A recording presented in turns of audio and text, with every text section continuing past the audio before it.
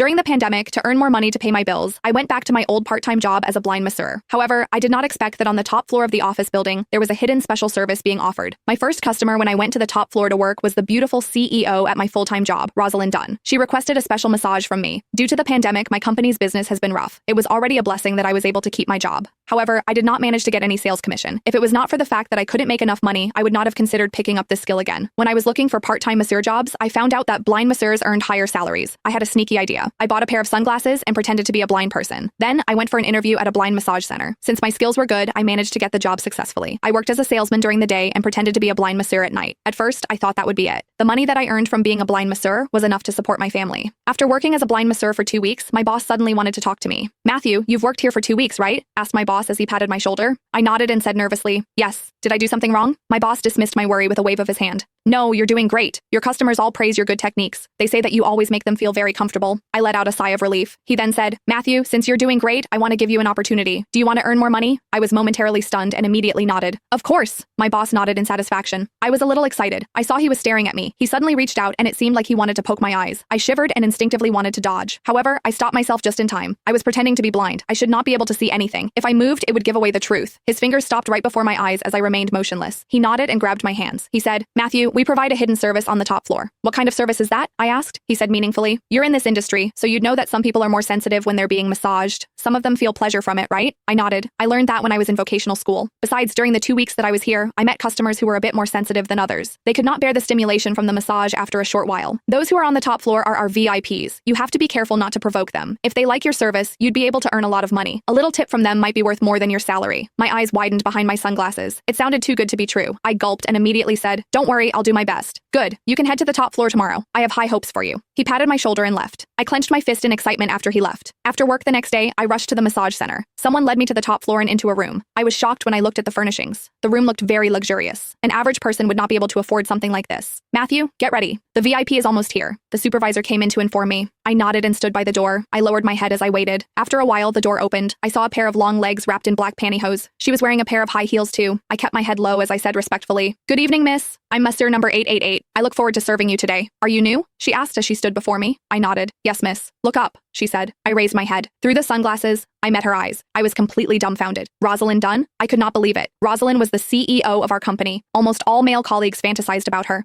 I was no exception. I was a normal man after all. Even though I was married, it stirred some feelings in me whenever I saw a beautiful woman like Rosalind, but I had not expected to see her here. "Take off your sunglasses." "I don't like when people talk to me with sunglasses on," Rosalind said coldly.